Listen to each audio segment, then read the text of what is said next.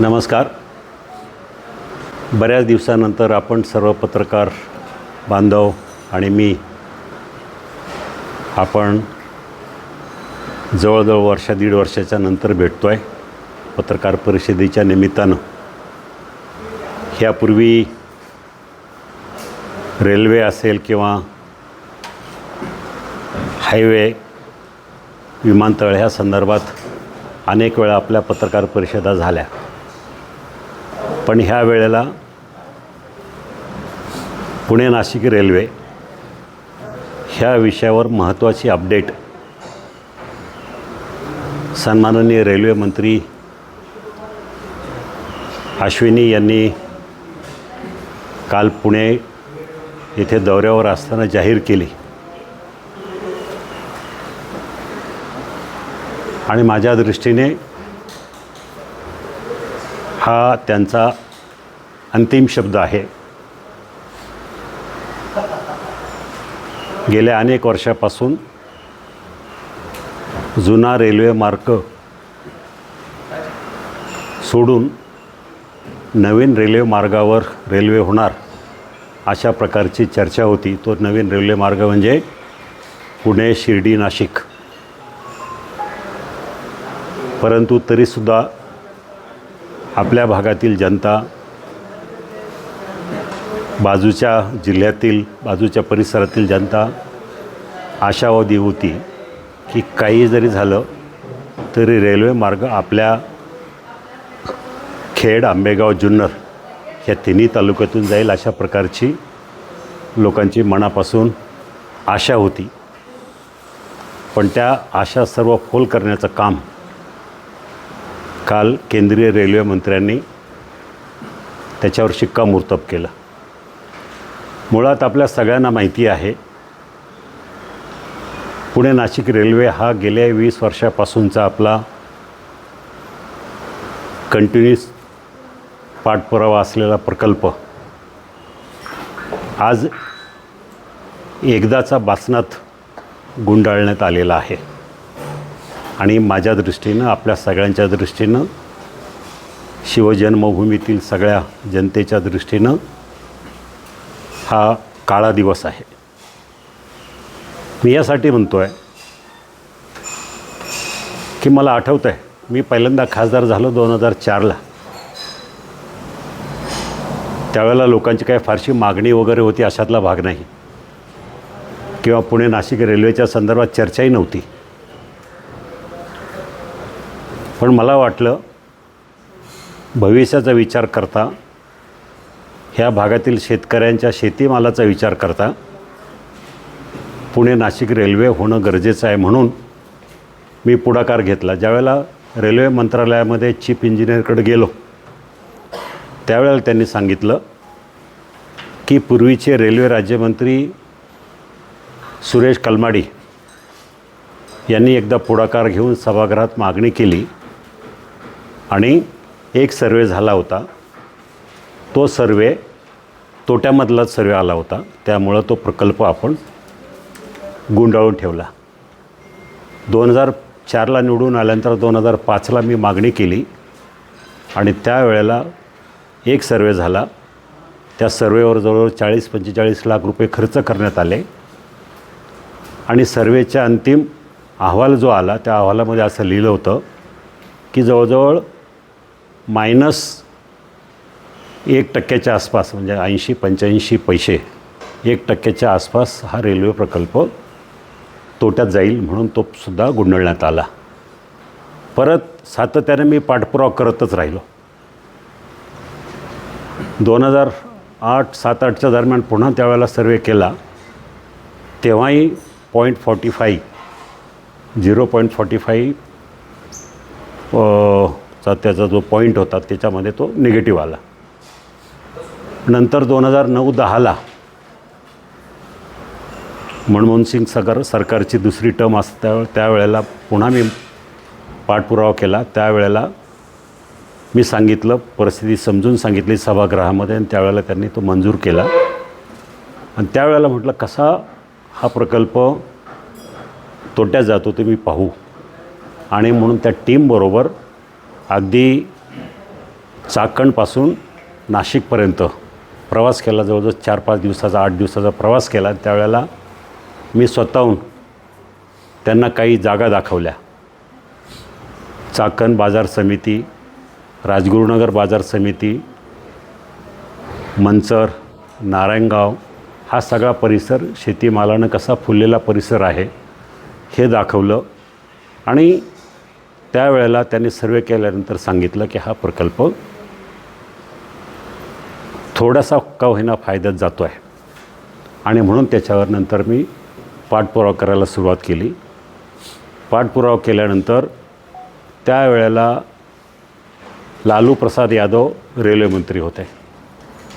त्यावेळेला त्यांनी सांगितलं की नवीन प्रकल्प करायचं झालं तर त्याला आपल्याकडं म्हणावं असं पुरेसं भांडवल नाही आहे. नेमकं त्याच दरम्यान राज्यमंत्री अनिल अंबानी होते, राज्यसभेचे खासदार. त्यांच्याबरोबर महाराष्ट्रातले काही लोक बसले होते. मी त्यांना विषय काढला, तर तुम्ही जर काही इन्व्हेस्टमेंट करता आली तर बघा, सरकार काही करतील. आणि मग रेल्वे मंत्रालयानं सांगितलं जर राज्य सरकारनं पुढाकार घेतला, त्यांनी 50% भांडवल याच्यामध्ये टाकलं तर आम्ही हा प्रकल्पाला ग्रीन सिग्नल देऊ. त्यावेळेला राज्याचे अर्थमंत्री दिलीपराव वळसे पाटील होते. रेल्वे मंत्रालयानं त्यांना पत्र लिहिलं. त्यांनी सकारात्मक प्रतिसाद देऊन खर्च उचलण्याची जबाबदारी स्वीकारली आणि ते प्रकरण दिल्लीमध्ये त्याचा पाठपुरावा चालू झाला. परत बजेट ज्यावेळेला सभागृहामध्ये मांडण्यात आलं की हा प्रकल्प फायद्याचा आहे, त्याला घेण्यात यावा. मग त्यात सभागृहामध्ये असा निर्णय झाला की हे प्रकल्प आपण नियोजन आयोगाकडे पाठवू. कारण पिंक बुकमध्ये हा प्रकल्प आला होता. पिंक बुकमध्ये हा प्रकल्प कधी ना कधी घेणारच आहेत, याचा अर्थ की हा प्रकल्प चालू करण्यासाठी रेल्वे मंत्रालयानं तत्वशः मान्यता दिलेली आहे. म्हणून पिंक बुकमध्ये समावेश झाल्यानंतर नियोजन आयोगाकडे गेला आणि नियोजन आयोगाकडे जी काही महत्त्वाची प्रकल्प आहेत, ज्यांचे काहीतरी 1000, 500 किंवा 2000 कोटीच्या वर जे प्रकल्प असतात शासकीय, त्याला नियोजन आयोगानं होकार द्यायचा असतो, NOC द्यायची असते. त्यावेळेला आपल्या भारतातल्या जवळजवळ 34-35 रेल्वे प्रकल्पाच्या नवीन रेल्वे लाईनच्या फाईल होत्या. आपला नंबर असा काहीतरी 28-29 होता. पण प्रत्येक वर्षी 2-3च प्रकल्प घेतात निवडून, त्यामुळे आपला प्रकल्प त्यामध्ये गेला नाही. त्यामुळं तो पुन्हा एकदा ती फाईल गुंडाळण्यात आली. दरम्यानच्या काळात 2014ला रेल्वे मंत्री सुरेश प्रभू हे रेल्वे मंत्री झाले. त्यांना मी समजावून सांगितलं की हा प्रकल्प किती महत्त्वाचा आहे. त्यांनासुद्धा ह्या प्रकल्पाची माहिती किंवा महत्त्व कळालं आणि त्यांनी त्या वर्षी नाही, परंतु 2015च्या दरम्यान त्याला मंजुरी दिली आणि आता सरकारनं ह्या प्रकल्पावर काम करावं अशा प्रकारची सुरुवात झाली. मग राज्य सरकारनं 50%, केंद्र सरकारनं 50%, म्हणजे रेल्वेनं 50% अशा तत्त्वावर हा प्रकल्प चालू झाला. म्हणजे काम चालू झालं. सगळ्या गोष्टीची कागदाची जुळवाजुळव चालू झाल्यानंतर रेल्वे मंत्रालयानं एक असा विषय काढला की आता आपण कन्व्हेन्शनल रेल्वे म्हणजे जी मीटर गेजची रेल्वे करण्याच्या ऐवजी आपण ही सेमी हायस्पीड रेल्वे करावी. त्यासाठी रेल्वेमध्ये ह्या डिपार्टमेंटमध्ये एक चांगलं अनुभवी माणूस म्हणून राजेश जयस्वाल हे ग्रस्त रेल्वेमध्ये दिल्लीमध्ये कामाला होते. ते कारण त्यांना ब्रिजमॅन म्हणतात, कारण रेल्वेचे सगळ्यात मोठे ब्रिजेस त्याने बनवले होते. म्हणून त्यांची नेमणूक ह्या नवीन कंपनीमध्ये, नवीन कंपनी म्हणजे MRIDL, Maharashtra rail infrastructure development limited. त्याच्यामध्ये 50%चं भांडवल राज्य सरकारनं 500 कोटी दिले, केंद्र सरकारनं 500 कोटी दिले आणि ती कंपनी स्थापन झाली. निर्माण पॉईंटला ऑफिस झालं आणि हा नवीन माणूस आला. त्याच्यानंतर काही स्टाफ भरून काम करायला सुरुवात केली की कुठून कशी न्यायची, काय करायची. मग त्या वेळेला मी बाकी सगळी कामं सोडून ही रेल्वे लाईन, हा प्रकल्प, त्याची रूट, कुठून न्यायचे, कसे न्यायचे हे करण्यासाठी मी सातत्यानं जास्तीचा वेळ मी त्याला या प्रकल्पासाठी देत होतो. सगळं काय झालं, प्रकल्पाची कॉस्ट सुरुवातीला निघाली 8-9 हजार कोटी. परत 3-4 वर्षांनी त्याची कॉस्ट झाली जवळ 11.5 कोटी. 11.5 कोटीवरून शेवटी ज्या वेळेला मंजुरीला आलं त्यावेळेला 13,096 कोटी रुपये ही प्रकल्पाची किंमत निघाली. आणि त्यामध्ये असं ठरलं की 3,000 कोटी राज्य सरकारनं जमा करायचे, 3,000 कोटी मध्य रेल्वेनं म्हणजे सेंट्रल रेल्वेनं जमा करायचे, उरलेले 7,000 कोटी बाजारातून जमा करायचे. ते याच्या संदर्भात पुण्यामध्ये बैठका झाल्या, दिल्लीमध्ये बैठका झाल्या. तर बाजारातून करायचे म्हणजे कुणी, तर काही कंपन्यांना आपण कॉन्टॅक्ट करायला सुरुवात केली. रेल्वेनंसुद्धा मी माझ्या वतीनं आपल्या चाकण MIDC मधल्या 2 मोठ्या कंपन्या, त्यातली एकाने सांगितलं आम्ही 500 कोटी रुपये, जर रेल्वे होत असेल तर आम्ही 500 कोटी रुपये सीड कॅपिटल किंवा तुमचं जे भांडवल आहे ते करण्यासाठी आम्ही देऊ. असं करता करता हे सगळं झालं. मग भूसंपादन चालू झालं, मार्ग फायनल झाला, रूट फायनल झाला. आणि त्या रूट तुम्हाला सांगितल्याप्रमाणे हा रूट आपल्या ह्या तिन्ही तालुक्यातून जात होता. सगळी स्टेशनं वगैरे सगळी फायनल झाली. हे सगळं झाल्यानंतर आता भूसंपादन चालू झालं. भूसंपादनाला पैसे आले. राज्य सरकारनं जे 500 कोटी दिले होते त्यातले किंवा केंद्र सरकारनं काही पैसे जमा केले होते त्यातले पैसे खर्च झाले, बरेचसे पैसे. आणि भूसंपादन चालू झालं. सगळं झाल्यानंतर प्रकल्पाची फाईल आता अंतिम मंजुरी व्हायची ती राहून गेली. दरम्यानच्या काळात 2019ची लोकसभा निवडणूक लागली. दुर्दैवानं पराभव झाला. सगळं काय शिजवून रेडीमेड तयार ठेवलं होतं. रेल्वे बोर्डाच्या चेअरमनकडं फाईल तयार होती. त्यांनी फक्त मंत्रालयातून मंत्र्यांबरोबर किंवा PM बरोबर बसून त्याच्यावर एक अंतिम मंजुरी घ्यायची होती, ती राहिली होती. मग त्याच्यानंतर दुर्दैवानं मला असं सांगावंसं वाटतं, खेदानं आजपर्यंत त्या फाईलच्या संदर्भामध्ये अनेक चर्चा, तर्कवितर्क लढवले गेले. कोणी कुठल्या पद्धतीनं फॉलोअप करतो आहे, कोण कसल्या पद्धतीने फॉलोअप करतो आहे. परंतु त्याच्यानंतर फाईल म्हणून, प्रोजेक्ट म्हणून काही झालं नाही. नंतरच्या काळामध्ये रेल्वे मंत्र्यानं ठरवलं की हा प्रकल्प वाघोलीवरून सरळ नगरमार्गे शिर्डी न्यायचा आणि शिर्डीवरून नाशिकला, अशा प्रकारचं काहीतरी फॅडमध्ये आलं. मग रेल्वे मंत्र्यांनी हट्ट धरला की नाही आता आपल्याला शिर्डी मार्गेच जायचं आहे. अनेक लोक भेटले, मी भेटलो. पण 2020-21 पासून 20-21च्या दरम्यान जो मार्ग त्यांनी मनामध्ये आणला तो आजपर्यंत तसाच आहे. आम्ही सगळेजण वेड्यासारखे रेल्वे आमची ह्या भागातून गेली पाहिजे, पण ती केव्हाच तिकडनं गेलेली होती. दुर्दैवानं वेळेवर व्यवस्थित पाठपुरावा झाला नाही. लोकांचा रेटा असतानासुद्धा लोकांनी संयुक्तिकपणे ताकद दाखवायला पाहिजे होती, आंदोलनाचा मार्ग निवडायला पाहिजे होता, तो झाला नाही. परिणामी छत्रपती शिवरायांच्या भूमीला टाळून दुसऱ्या बाजूनं रेल्वे जाते हे आपल्या ह्या परिसरातील उत्तर पुणे जिल्ह्याचं खूप मोठं दुर्दैव आहे. आता कारण देण्यात आलं की GMRT हे कधीच कारण नव्हतं. GMRT काहीतरी चालढकल करायची म्हणून GMRTचं कारण करण्यात आलं. वैष्णव हे मी ज्या व्यवसायात आहे त्याच व्यवसायामध्ये, त्याच क्षेत्रामध्ये ते इंजिनियर झालेले आहेत, IAS अधिकारी आहेत. त्यांना वाटलं की बाकी सगळ्या लोकांना कोणाला काही कळणार नाही, पण मी आपला गप्प बसलो तर बाकी लोकही GMRTची अडचण नाही, GMRTची अडचण नाही. खरोखर GMRTची अडचण नव्हतीच. फक्त रेल्वे काही लोकांना तिकडनं न्यायची होती म्हणून तिकडनं गेली आणि ह्या भागावर अन्याय झाला.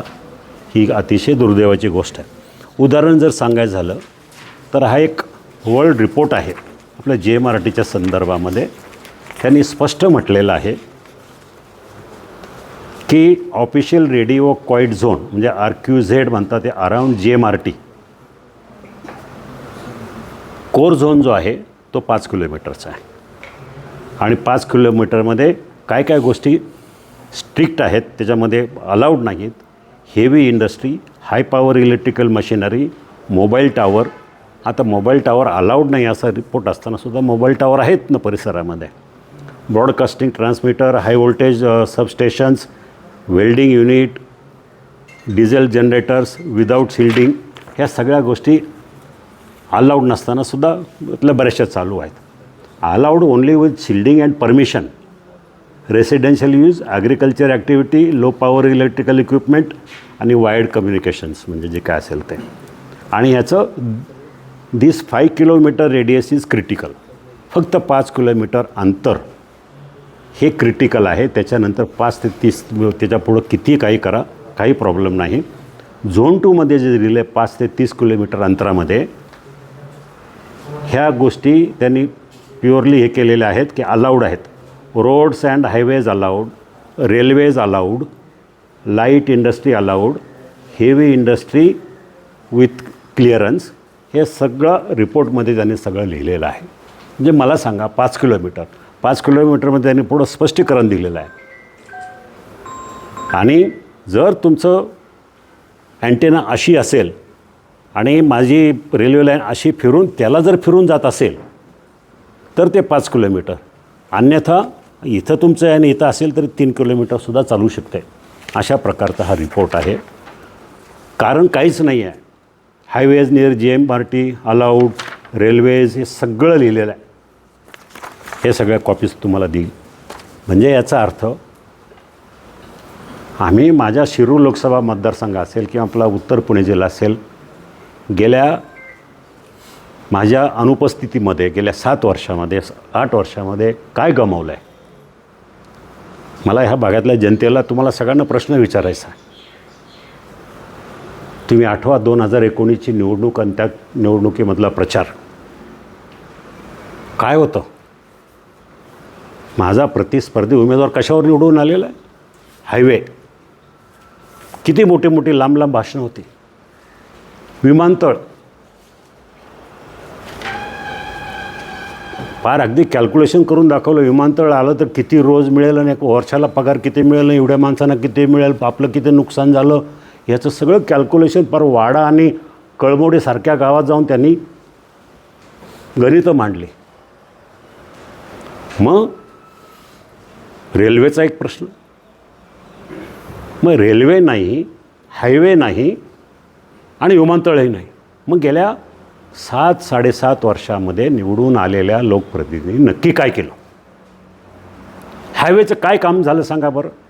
आज जो हायवे चालू आहे तो मी भांडून लोकसभेमध्ये तुम्हाला कागदपत्र पण देतो की लोकसभेमध्ये हा जो पुणे नाशिक आपला हायवे खेडसिन्नर, हा फक्त आणि फक्त मी संघर्ष केला. कुणाची मागणी नव्हती त्यावेळेला, कुठल्याही पेपरमध्ये लोकांची मागणी नव्हती, ट्रॅफिकची अडचण नव्हती.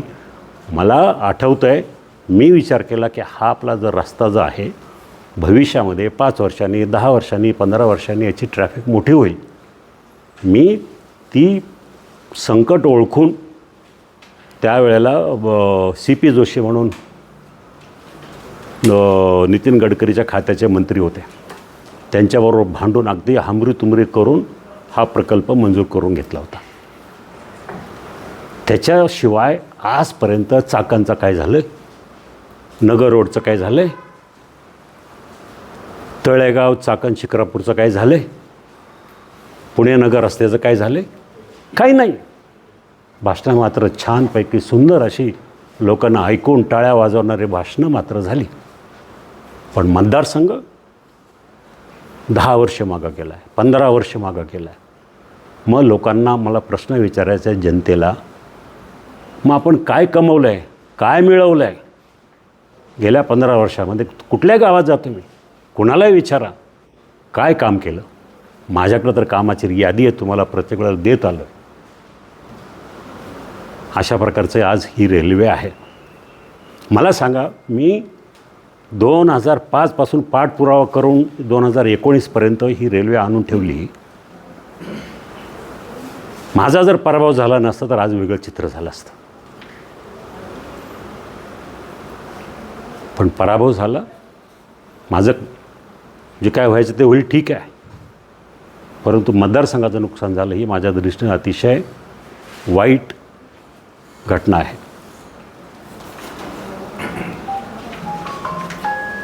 दादा, विशिष्ट राजकारणी लोकांनी अजितदादांच्या निधनानंतर पुणे जिल्ह्यातील महत्त्वाचे प्रकल्प पळवण्याचं ठरवलेलं आहे. तुमचं काय म्हणणं? मला नाही वाटत असे काही प्रकल्प शिफ्ट जे होतात त्याला काही कारणंसुद्धा असतात.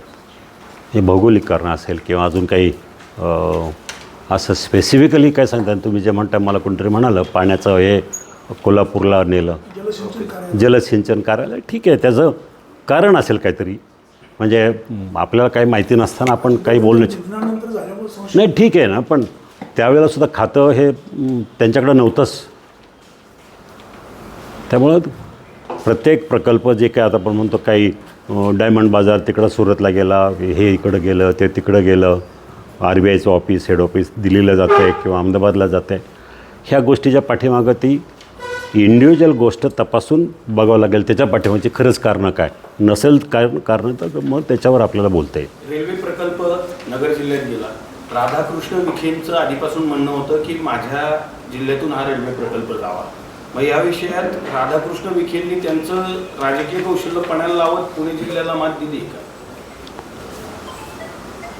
मला माहिती नाही राधाकृष्ण विखे पाटलांचा त्याच्यामध्ये काय रोल होता. पण एवढं नक्की की आम्ही कमी पडलो, आमचे लोकप्रतिनिधी कमी पडले. आम्ही जे आंदोलन करायला पाहिजे होतं, जो पाठपुरावा करायला पाहिजे होता, ते करायला कमी पडलो. खरं म्हणजे पुण्यापासून 2 मार्गे शिर्डीला रेल्वे आहे, शिर्डीपासून नाशिकला रेल्वे आहे. मग ती कनेक्टिव्हिटी असतानासुद्धा त्याच्यावर तुम्ही इम्प्रूव्हमेंट करा, फास्ट काहीतरी करा. पण ही तर गरजेच होती ना. ही तर शेतकऱ्यांच्या शेतीमालाचा विषय आहे. तर छत्रपती शिवरायांची जन्मभूमी असलेला हा परिसर आहे, बारामावा प्रांतातला हा परिसर आहे. याच्यावर तुम्ही अन्याय करताय. गेल्या काही काळापासून आत्ताचे खासदार शिरूर लोकसभेचे दिसतच नाही आहेत. तुम्ही माझी खासदार म्हणून काय म्हणता? हे तसं ह्या आयटममध्ये तीच परिस्थिती आणि गेल्या आयटममध्ये तीच परिस्थिती आहे. परंतु निवडणूक आले की ती दिसतात, चांगली भाषणं करतात, लोक बळी पडतात. आणि एवढं ऊनही चाकूंची जी परिस्थिती आहे, ट्रॉफिक अजूनही होती आहे, काय सांगाल त्यावर? त्याचं कॉरिडॉरचं एक मध्ये त्यांनी बऱ्यापैकी खूप कॉरिडॉर बोलले ते. भक्ती शक्ती कॉरिडॉर, ते काय तुमचं मेडी पार्क काय हां इंद्रायणी मेडिसिटी काय झालं? कुठे आहे मेडिसिटी? इंद्रायणी आहे तिथंच आहे, मेडिसिटी काही नाही आहे. जे त्यांनी सांगितलं ते सगळं तिथंच आहे, त्याचं काही झालेलं नाही आहे. फक्त बोलायचं, चांगल्या घोषणा करायच्या, चांगली भाषणं करायची, टाळ्या घ्यायच्या. पण लोकांचं काय होतं याचा कधी विचारच केला नाही ना. दादा, पण खासदारांच्या कामावर महायुतीकडून त्यांना जे प्रश्न विचारायला पाहिजे ते विचारले जात नाही. तुम्ही सोडले तर दुसरे सर्वच महायुतीचे नेते त्यांच्याविषयी काहीच बोलत नाही. बोलतात नाही असं ना. अजितदादा तर खूप टीका केलेली अजितदादांनी, नाही असं नाही. प्रश्न विचारले त्यांच्या काळात 2 राष्ट्रवादी एक होणार, ती चर्चा जेव्हापासून ते ठीक आहे. आता त्या हा वैयक्तिक कसं आहे, वैयक्तिक ज्याला त्याला झळ पोचत असेल तेच विचारतील. मला माझ्या दृष्टीने माझ्या मतदारसंघाचं नुकसान होते, मला वैयक्तिक काय नाही. मी पराभूत झालो म्हणून मी त्यांच्यावर टीका करते, अजिबात नाही. मला ज्या मतदारसंघानं मला घडवलं आहे, ज्या मतदारसंघानं मला 15-20 वर्ष काम करण्याची संधी दिली, त्या मतदारसंघाचं, त्या जनतेचं नुकसान होतं, ही माझ्या दृष्टीने वाईट गोष्ट आहे. मला वैयक्तिक त्यांनी कुठली भूमिका करावी, कशात काय करावी, कसली भाषणं करावी, याच्याबद्दल मला त्यांचं वैयक्तिक काही देणं घेणं नाही. दादा, तुम्ही सांगितलं की काही ठराविक लोकांच्या आग्रहाखातर हा रेल्वे मार्ग बदलला आहे. ठराविक लोक कोण? नाही, काही लोकांच्या आग्रहाखातर मी असं नाही बोललो आहे. असं आपल्यापैकीच कोणतरी बोललेलं आहे. 2 वर्षापूर्वी 9,000 कोटीचा चाकण ते मोशी, राजगुरुनगर ते मोशी प्रकल्प मंजूर झाला. त्याचं काम पुढं अजून काहीच झालेलं नाही. केंद्र नेमकं पुणे जिल्ह्यासोबत दुजाभाव काय होतं, ह्या सगळ्या गोष्टी मोठ्या प्रकल्पाला वेळ लागतो. 5,000, 7,000, 8,000 कोटीचा प्रकल्प आहे. हे काय लगेच आम्ही DPTCमधून रस्ता मंजूर केला 2 कोटीचा आणि लगेच काम चालू झालं असं नाही आहे. मोठ्या प्रकल्पाला तेवढा वेळ लागतोच आहे. याचं टेंडर झालेलं आहे. तर टेंडर कधी झालेलं, 3 वर्षापूर्वी झालेलं आहे टेंडर, नाशिक फाट्यापासून तर इथं येईपर्यंत. आता आपण जे चाकणची ट्रॅफिक म्हणता, हे तुम्हाला मी पत्र दाखवतो. 6 लेनिंग नाशिक फाटा ते खेड सेक्शन हा जवळजवळ 29 किलोमीटरचा रस्ता नॅशनल हायवेचा. मी पाठीमागं लागून त्याचं टेंडर काढलं होतं. 2017ला टेंडर काढलेलं आहे. हे त्याची कॉपी आहे, टेंडरचीच कॉपी आहे 2017ची.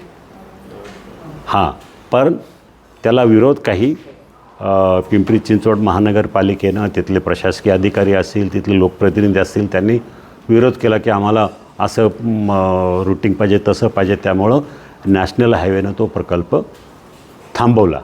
आता 2017ला याचा नारळ फोडला आहे. नितीन गडकरी होते, शरद पवार साहेब होते, मी होतो आणि बापट पालकमंत्री होते. चांदणी चौकामध्ये खूप मोठी उद्घाटनं, भूमिपूजनं झाली. त्यावेळेला याचा नारळ फुटला होता. दुसरा बनकर फाटा ते घोडेगाव ते भीमाशंकर ते राजगुरुनगर ह्या रस्त्याचा सुद्धा नारळ फुटला होता. आता 2017 आज आहे, 9 वर्ष होऊन गेले. नारळ फुटला, पुढं काही झालं नाही. गडकरीनं हे दाबून केलेलं आहे, पण काही झालं नाही. त्यामुळं आता ठीक आहे, वेळ लागेल. आता मला वाटतं दुरुस्तीक्षेपात आलेलं आहे. अजून 1-2 वर्षानं तरी काम चालू व्हायला हरकत नाही या रस्त्याचं. पुढची रणनीती काय असेल? तुम्ही मागच्या काळात म्हटलं होतं की रस्ता रोको करू, आंदोलन करू, पंतप्रधानांना भेटू. पुढची दिशा काय? रेल्वेच्या संदर्भामध्ये मला नाही वाटत काही आता कुणीही किती आंदोलनं जर केली, कारण ज्या वेळेला तुम्हाला करायला पाहिजे त्या वेळेला कोणी केलं नाही. ज्यांनी करायला पाहिजे काम पाठपुरावा कुठं केला कोणी? नुसती फेसबुकवर किंवा सोशल मीडियावर लेटर हेड टाकायचं आणि त्याच्यावर येलो लाईनने काहीतरी हायलाईट करायचं. त्याच्या व्यतिरिक्त काही झालं नाही. पोच एकाही पत्राची नव्हती कधीच.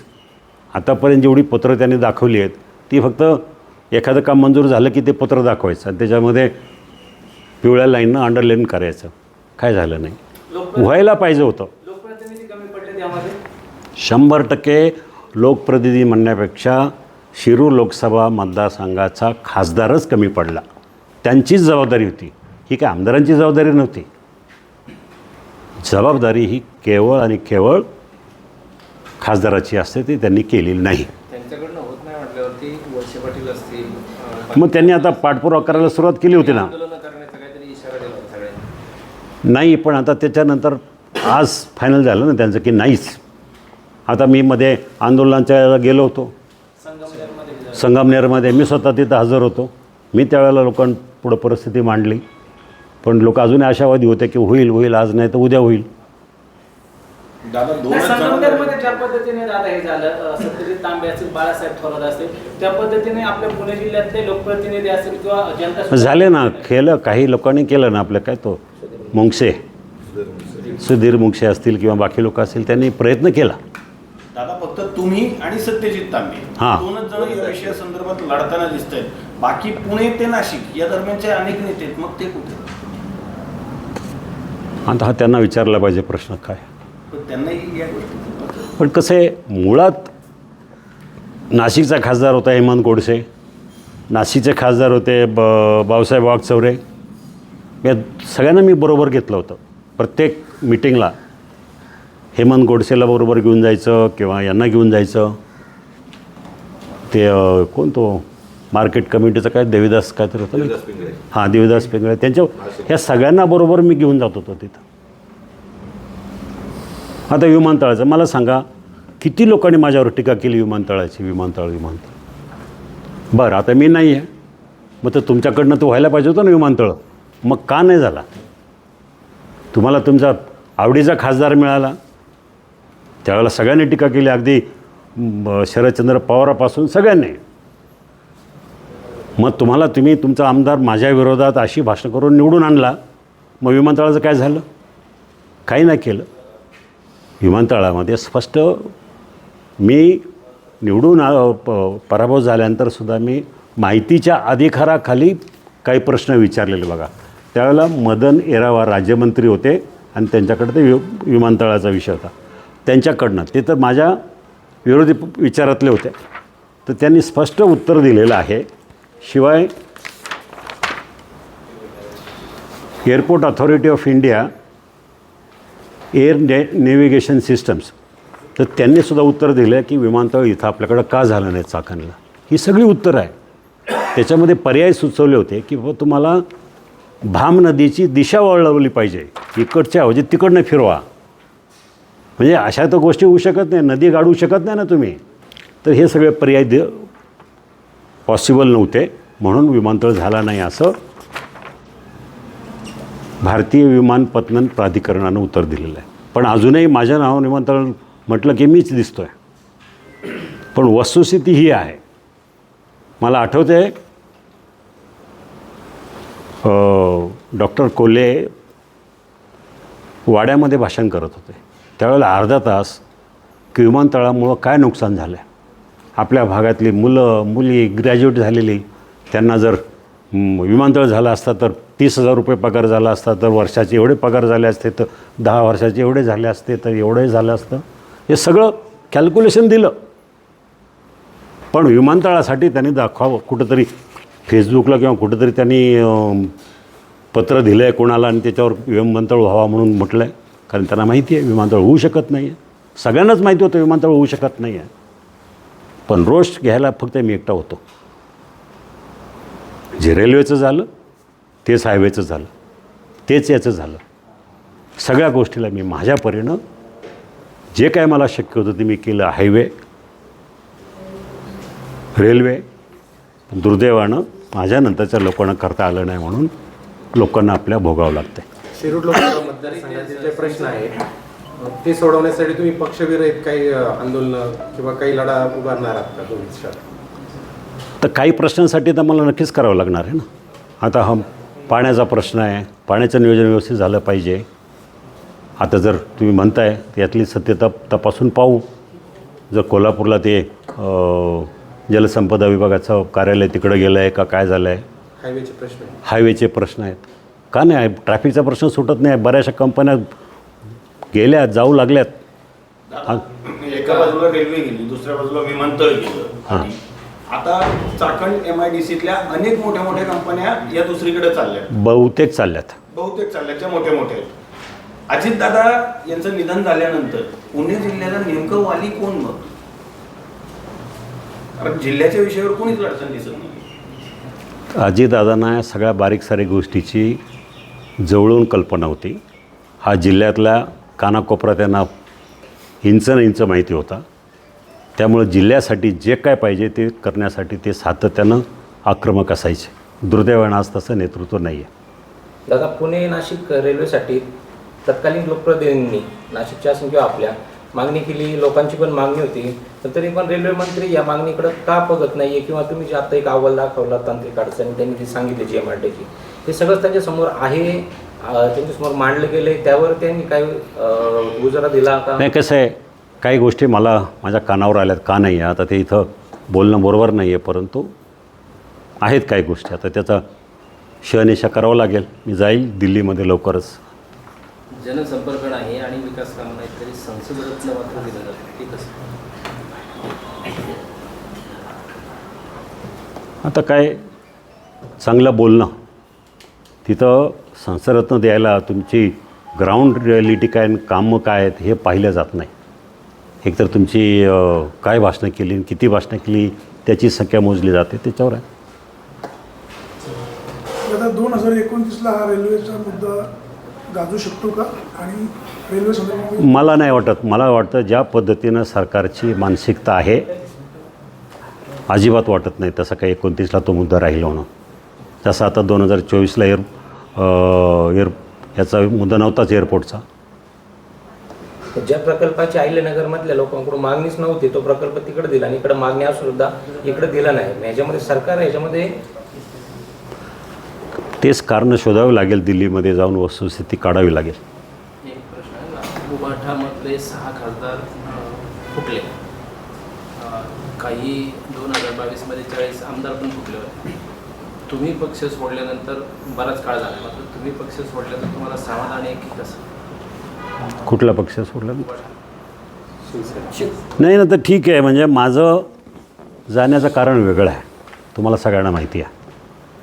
मी स्पष्ट पुन्हा एकदा त्याचं स्पष्टीकरण देऊ इच्छितो. मला काय पक्ष बदललाच पाहिजे होता अशी काही परिस्थिती नव्हती. परिस्थिती ही होती की ज्या पद्धतीनं तालुक्याचे सभापती होते, खेड तालुक्याचे, त्यांच्यावर जो अन्याय झाला होता तत्कालीन आमदारांच्याकडून, आणि उद्धव ठाकरे त्यांच्याकडं अनेक वेळा जाऊनसुद्धा त्यांनी कुठल्याही प्रकारे त्यांना न्याय द्यायचा प्रयत्न केला नाही. 6 महिने विनाकारण शिवसेनेचा पदाधिकारी, शिवसेनेचा सभापती जेलमध्ये आहे.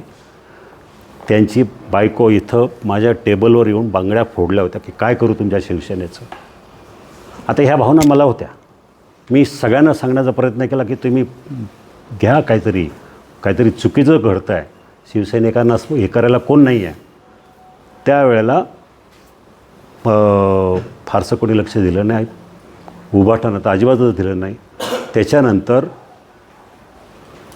22 जून झालं, ज्या वेळेला सगळे सुरत आणि तिकडं गेले, त्यावेळेला गावोगावी मोठे दौरे आयोजित केले, सभा आयोजित केल्या की निषेध मोर्चा. त्यावेळेला मी बोललो. त्यावेळेला रवींद्र मिर्लेकर होते, सचिन अहिर होते, बाकी सगळी मंडळी होती. त्यावेळेला सगळे लोक ह्याव करू त्याव करू म्हटलं. सगळं ठीक आहे हो, पण मला एक सांगा, तुम्ही आता ह्या सगळ्या गोष्टीसाठी मला काय उद्धवजींचं मुख्यमंत्रीपद गेलं म्हणून आनंद आहे असं नाही आहे. मला पण वाईट वाटतं आहे. आपण सगळेजण त्यांच्या पाठीशी उभं राहू. पण हीच भावना ज्या वेळेला सभापती आपला 6 महिने जेलमध्ये होता त्यावेळेला तुम्ही कुठं होते? मी आव्हान करूनसुद्धा कोणी आलं नाही. हे वर नेतृत्वाला ते रुचलं नाही, म्हणून त्यांनी माझी हकालपट्टी केली होती. तुम्ही समाधानी आहात? मी समाधानी आहे. तुमच्याबद्दल पण चर्चा इलेक्शनच्या होते. अगोदर, लोकसभेच्या अगोदर शिवाजी आढळराव सुद्धा एकनाथ शिंदेच्या शिवसेनेच्या संपर्कात आहे. जुन्नरचे आमदार शरद सोनवणे तुम्हाला विरोध करतात. शरद सोनवणे काय पंतप्रधान नाही आहेत मला विरोध करायला. मी 3 टर्म खासदार आहे. मला तालुक्यामध्ये काहीतरी बेस आहे. त्यामुळं त्या माणसानं मला विरोध करणं आणि त्यांनी ऐकावं. एकनाथ शिंदे काय एवढे बाळबुद्धीचे नाही आहेत. त्यामुळे उगाच काहीतरी कोणीतरी गमजा मारणं, ठीक आहे, मी आहे तिथं ठीक आहे. सध्याचे खासदार शरद पवार गटाचे आहेत आणि शरद पवार आणि अजित पवारांच्या पश्चात जर राष्ट्रवादी एकत्र आली तर तुमचं 29चं निवडणूक लढण्याचं गणित काय आहे? तेव्हा बघू काय होईल तो विषय. ऐन वेळेला तुम्ही मागच्या वेळी पक्ष बदलल्यामुळे तुम्हाला बराचसा फटका बसला अशी चर्चा आहे. नाही, नक्कीच बसला नाही. कसं खरं म्हणजे माझ्या उमेदवारीच्या वेळेला एकनाथ शिंदेंनी ज्या दिवशी शपथ घेतली मुख्यमंत्रीपदाची त्या दिवशी रात्री 2 वाजता त्यांच्या नंदनवन या बंगल्यावरती, मंत्री असताना त्यांना तो बंगला होता, 2 वाजता सगळे खासदार उबाटाचे जे काही 12-13 होते ते आणि मी तिथं 2-2:30 वाजता उपस्थित होतो. देवेंद्र फडणवीस पण तिथं आले होते. आणि त्यावेळेला विषय झाला, तर बाकी सगळ्यांचा काही विषयच नव्हता. ते सगळे सिटिंग खासदार होते. मी त्यावेळेला स्पष्ट दोघांनाही प्रश्न विचारला होता की हे सगळं बरोबर आहे, पण माझं काय? त्यावेळेला तुमचा काही विषयच नाही आहे, तुम्हीच उमेदवार आहात. का त्यावेळेला राष्ट्रवादी आली नव्हती आपल्याकडं, म्हणजे युतीमध्ये नव्हती, पण उमेदवारी होती. मुळं एकनाथ शिंदे साहेबांनी मी उमेदवार असं समजूनच मला मोठ्या प्रमाणात निधीचं वाटप केलं, ताकद दिली. दुर्दैवानं काही जमलं नाही. पुन्हा राष्ट्रवादी काँग्रेस पक्ष युतीमध्ये सामील झाला आणि त्यामुळं ती जागा ऑटोमॅटिक त्यांना केली. मला तरीसुद्धा शिंदे साहेबांनी सांगितलं की आढळराव काळजी करू नका, ही जागा मी सोडणार नाही. जरी राष्ट्रवादीची असली तरी जागा मी सोडणार नाही. माझं अमितबाईशी बोलणं झालेलं आहे आणि अमितबाईंनी सांगितलं की काळजी करू नका. पण त्यानंतर जसं जसं दिवस हे जवळ येत गेले इलेक्शनचे, त्यावेळेला मला स्वतः एकनाथ शिंदेंनी बोलवून घेतलं. माझ्याबरोबर इरफान सईद होते आणि त्यावेळेला माझ्या खांद्यावर हात ठेवून सांगितलं आहे की सॉरी, मला ही जागा आपल्यासाठी घेता आली नाही. तुम्ही राष्ट्रवादीमध्ये जाऊन लढा, मी तुमच्या पाठीशी आहे. आणि अजूनही माझे चांगले संबंध आहेत, असं काही नाही. मला जर जायचं असं तर मी कधी जाऊ शकतो, असं काही नाही. संबंध माझे अजूनही चांगले आहेत. श्रीकांत आणि अक्षय दोघंही चांगले मित्र आहेत. आता दोघंही सहकुटुंब इटलीला होते 15 दिवस एकत्र. त्यावेळेला श्रीकांतचं माझं बऱ्याच वेळेला बोलणं व्हायचं, अजूनही चालू आहे. असं काही नाही. भविष्यात अडचण आली तर हे दोन्ही पक्ष अडचणी यायचं असं काय कारण आहे. परत आता इकडं जा आणि तिकडं जा करण्यापेक्षा आहे तिथं तसं बरं आहे. दादा, उद्धव साहेबांचे 6 खासदार तिकडे गेलेले आहेत. तुमच्या पक्षाचे सुद्धा काही खासदार अजित पवारांच्या राष्ट्रवादी काँग्रेसमध्ये, आमच्या पक्षाचे एकच खासदार आहे. तुमच्या पक्षामध्ये येण्यासाठी अनेक खासदार शरद पवारांची इच्छुक आहेत. हो ठीक आहे ना, त्यांचं स्वागतच आहे. जर कोल्हे साहेब तुमच्या पक्षामध्ये आले, स्वागत करू आपण, हरकत नाही. स्वागत करू. दादा, तुमच्या विरोधात लढून आलेले जे आत्ताचे खासदार हां. आहेत ते निवडणुकीच्या वेळेस म्हटले होते की मी आता मालिकांमधून संन्यास घेऊन पूर्ण वेळ समाजासाठी देईल. पण आजही ते आज मालिकांमध्ये आणि समाज माध्यमात पाहायला मिळतात. जसं तुम्ही आज समोर येऊन प्रश्न मांडता मतदारसंघातले, ते असे दिसत का नाही? आणि त्या बाबतीत समाज माध्यमावरती खूप साऱ्या चर्चा पण पाहायला मिळतात. आता त्यांचा ते वैयक्तिक प्रश्न आहे. आता काय दादा 2029 लोकसभा निवडणूक लढणार. हो, लढणार ना. टायगर अभी जिंदा आहे. त्यासाठी आत्ताच कोणतं ऑपरेशन चालू केलंय का? हां, त्यासाठी आत्ताच कोणतं ऑपरेशन नाही अजून नाही. दादा एक प्रश्न आहे. हां. मालिकेत असताना सुद्धा लोकांनी डॉक्टर अमोल कोल्हे यांना निवडून आणलं आणि आता लोकांचं ते अपयश आहे का रेल्वे बाबत? थोडक्यात मला लोकांनी विचार करावा. ते हा विचार करण्याचे परिस्थिती लोकांची आहे. माझ्या पहिल्या वेळेला जो पराभव झाला त्यावेळेला लोकही सांगायचे अहो चुकलं, आमची चूक झाली, मतदारसंघ हळहळतो आहे. तरीसुद्धा ते निवडून आले. आतासुद्धा तेच म्हणतात, लोकांची प्रतिक्रिया तेच आहे. पण ठीक आहे, शेवटी काय लोकांच्या भावना त्या आपल्याला त्यांचा आदर करणं गरजेचं आहे. तुम्ही शिरूर लोकसभा मतदारसंघाचे प्रतिनिधी आहात. खेड आणि आंबेगावचा वाद भीमाशंकर मंदिर आणि ट्रस्टवरून सुरू आहे. तुम्ही तिथे कुठेही आलेले नाही. तुम्ही कोर्टामध्ये त्या ट्रस्टच्या विरोधात पण आहात. तर सध्या जे खेडचे माजी आमदार आणि तुमच्याच पक्षाचे जे माजी मंत्री यांचे एकमेकांवरती टीका चालू आहे. तर हे दोन जुनी माणसं आहेत, मोठी माणसं आहेत. त्यांच्यामध्ये आपण का पडावं मध्ये? भीमाशंकरच्या संदर्भात भीमाशंकरच्या संदर्भामध्ये माझी लढाई एकट्याची चालू आहे. माझी लढाई वेगळी आहे. ती तिथलं प्रशासन आहे त्यांच्या विरोधात आहे. दादा, आता रेल्वे प्रकल्प गेला, डिंबेचं पाणी पळवायचं सुद्धा नियोजन चालू आहे. हो. त्या संदर्भात तुमची भूमिका काय आहे? मला जी माहिती आहे, वळसे पाटील ह्या बाबतीत ठाम आहे की काही जरी झालं तरी ते बोगदा होऊन द्यायचं नाही, पाईपलाईन होऊन द्यायची नाही. अहिल्यानगरचे पुढारी रेल्वेसारखं नाही ना करणार त्या प्रश्नात? नाही केलं तर काय, आम्ही काय गप्प बसणार आहे का? आपण सगळी आंबेगाव जुन्नरची लोक अजिबात नाही. तरी पण त्यांनी रेल्वे नेलीच की. नाही, ते नेली ती वरून गेली ती तशी. दादा, एक शेवटचा प्रश्न आहे. राज्याचं अर्थमंत्रीपद मुख्यमंत्र्यांकडे आहे. दिलीप वळसे पाटलांना मिळणार अशी चर्चा होती. चर्चा तर मी पण ऐकतोय. आता काय होतं काय माहिती.